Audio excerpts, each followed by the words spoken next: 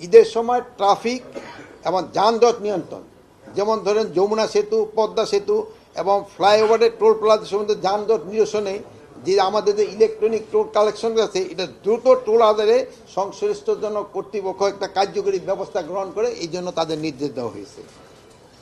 অত্যাবশ্যকীয় পরিবহনকারী এবং যাত্রী যদি বহন করে, এটি ব্যতীত স্থলবন্দর, নৌবন্দরে যে কোনো জায়গা থেকে ছেড়ে আসা নির্মাণ সামগ্রী বহনকারী লম্বা যানবাহন সমূহ ঈদের পূর্বে মানে 3 দিন এবং পরে 3 দিন যেন মহাসড়কে চলাচল না করে, এই ব্যাপারেও আমরা একটা ইনস্ট্রাকশন দেওয়া হয়েছে।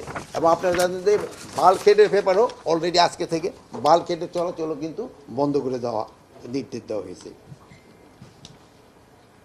আর ঈদ উপলক্ষে যাত্রী পরিবহন নির্বিঘ্ন করার জন্য সড়ক, নৌ ও রেলপথে যাতে অতিরিক্ত যাত্রী বোঝাই না করা হয়, অতিরিক্ত ভাড়া আদায় না করা হয়, সেই লক্ষ্যে সংশ্লিষ্ট বিভাগ এবং সংস্থাকে নির্দেশনা দিয়েছে। আপনারা সবাই জানেন যে ঈদের সময় অনেক সময় যে লঞ্চেলারা ভাড়া বাড়ায় দেয়, তারপরে বাসেলারা অনেক সময় ভাড়া বাড়ায় দেয়, এবং তারা বলে যদি না আমরা লিমিটের মধ্যে, এটা যেন না হয়, তো আমরা সংশ্লিষ্ট কর্তৃপক্ষকে বলছি যে সরকার কর্তৃক যে নির্ধারিত ভাড়া, ওই ভাড়াটা শুধু তারা নেবে, বেশি ভাড়া যেন কেউ নিতে না পারে।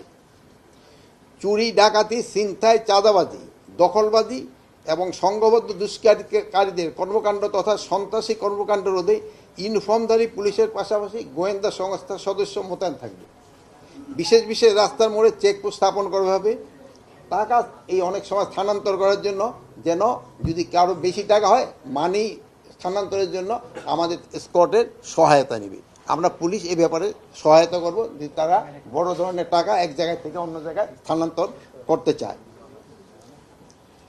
আর একটা জিনিস বলা হয়েছে, ঈদের পূর্বে গার্মেন্টস এবং শিল্প কারখানার শ্রমিকদের বেতন বোনাসটা পরিশোধ করে দিতে হবে, যেটা তাদের ডিউ। অনেক সময় আছে তারা যদি আনডিউ কোনো কিছু ডিমান্ড করে, ওইটা না, বাট যেটা তাদের ডিউ এবং যেটা বাস্তবসম্মত, ওইটা মালিকদের পরিশোধ করে দিতে হবে। অনেক সময় দেখা যাচ্ছে যে তারা বোনাস, হয়তো সে 1 বছর চাকরি করে না, বাট সে এখন বোনাস চাইতেছে 2 মাস চাকরি করে, ওইগুলি তো তার তো আইনের ভিতরে কভার করে না, ওইগুলির ক্ষেত্রে এবং বিভিন্ন আবাসিক হোটেল অবস্থিত অভিযানও বৃদ্ধি করা হবে। আসন্ন ঈদ উল ফিতর প্রকালে দেশের সার্বিক আইনশৃঙ্খলা পরিস্থিতি স্বাভাবিক রাখার লক্ষ্যে স্বরাষ্ট্র মন্ত্রণালয় কর্তৃক অলরেডি আমরা কতগুলি একগুচ্ছ তাদের একটা নির্দেশনা আমরা দিয়েছি। ঈদের সময় সার্বিক আইনশৃঙ্খলা রক্ষার পাশাপাশি সড়কের শৃঙ্খলা রক্ষায়ও পুলিশ অধিদপ্তর এবং প্রয়োজনীয় অন্যান্য আইনশৃঙ্খলা রক্ষা বাহিনী কর্তৃক কন্ট্রোল রুম স্থাপন করা হয়েছে, এবং সকল কন্ট্রোল রুম স্বরাষ্ট্র মন্ত্রণালয়ের কেন্দ্রীয় জয়েন্ট অপারেশন সেন্টারের সাথে যোগাযোগ রক্ষা করা হবে।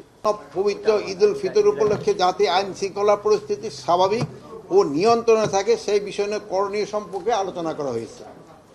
অপরাধমূলক কর্মকাণ্ডে জড়িত এবং দেশবিরোধী ধ্বংসাত্মক আন্দোলন, সমাবেশ ও উস্কানি যাত্রীদের গ্রেপ্তার করা হবে। আইন শৃঙ্খলা পরিস্থিতিতে উন্নয়ন ও অপরাধমূলক কর্মকাণ্ড রোধকল্পে আইন শৃঙ্খলা রক্ষাকারী বাহিনীর তৎপরতা বৃদ্ধি, যেমন টহল বৃদ্ধি করা হবে, গোয়েন্দা নজরদারি আরও বৃদ্ধি করা হবে, এবং ঈদ যেন নির্বিঘ্নে সবাই করতে পারে, এবং রাস্তাঘাটে আরও চেকপোস্টও বাড়ানো হবে।